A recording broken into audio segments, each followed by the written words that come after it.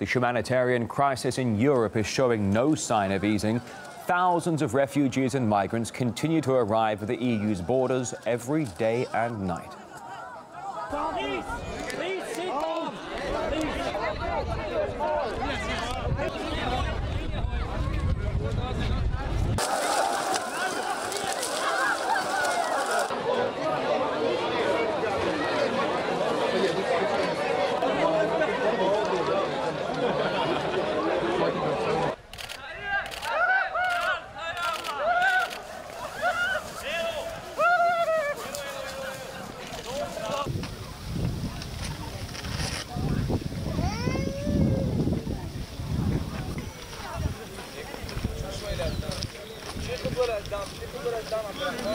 And the booming number of new arrivals is taking its toll on European states.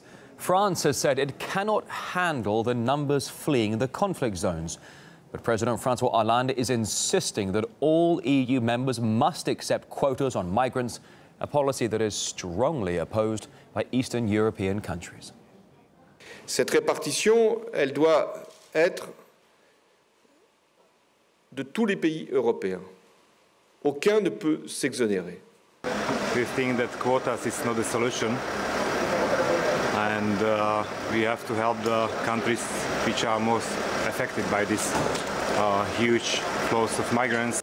Well, the refugee crisis is proving fertile ground for Europe's far-right forces across the continent. On Sunday, a march in Poland attracted around 2,000 protesters.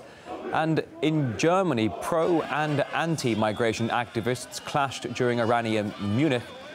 And there was another arson attack on a refugee facility, this elsewhere in the country. Meantime, in France, a new poll shows the far-right National Front Party enjoys almost 40% support in one of the regions which has accepted the most migrants, mainly from Africa.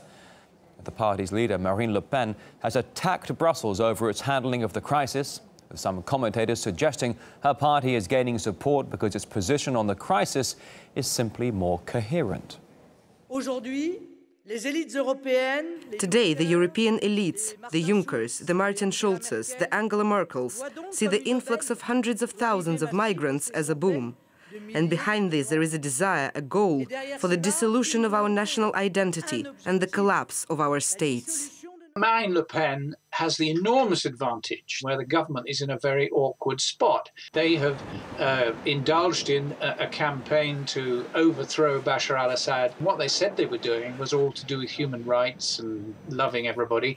And it's all nonsense, as we know. It's all realpolitik dictated by the Americans. She has said right from the start, we should not be trying to overthrow Bashar al-Assad. We should not have overthrown Colonel Gaddafi in Libya. So now when she says we shouldn't accept the refugees, or if we do it in a very limited way, she's being pretty coherent. The government is being totally incoherent. And people are beginning to wake up to the fact that the government's position doesn't make a lot of sense.